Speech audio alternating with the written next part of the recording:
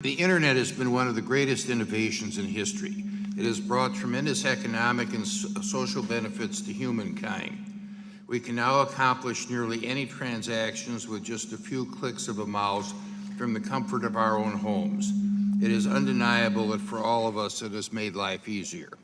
Unfortunately, the internet has also made life easier for criminals, who can use the anonymity of the web to mask their illicit activities and avoid detection by law enforcement.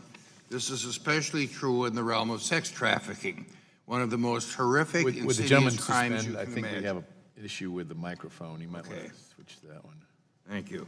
Thanks to a group of committed, passionate professionals and brave victims, the problem of sex trafficking on the internet is now receiving the attention it merits.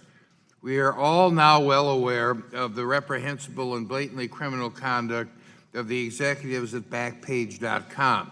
Because young victims have come forward to share their stories, we are aware of the harm caused by these types of websites, which are not only a venue for sex traffickers to sell young women, but also materially contribute to this illicit conduct.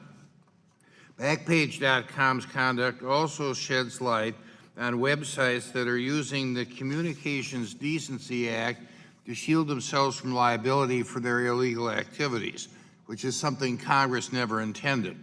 For these reasons, I'm pleased to be an original co-sponsor of H.R. 1865, the Fight Online Sex Trafficking Act, also known as FOSTA. As amended, this legislation will provide law enforcement additional tools to combat websites like Backpage. The bill creates a new federal statute criminalizing the use or operation of an interstate facility with the intent to promote or facilitate prostitution or sex trafficking. The bill specifically amends Section 230 of the Communications Decency Act to make sure that state and local prosecutors can enforce any state law if the conduct underlying the charge constitutes a violation of the new crime.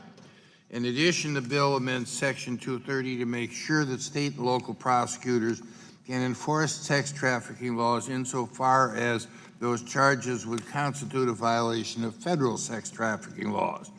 Finally, FOSTA will provide new mechanisms for financially compensating victims. Receiving compensation can serve as an acknowledgement of the victimhood and help victims on their road to recovery. I commend Ms. Wagner and the committee staff for their thoughtful approach to this issue. The legislation is a culmination of months of hard work and shows that we can take measures to prevent online sex trafficking without undermining the foundations of internet freedom. I urge my colleagues to support it and yield back.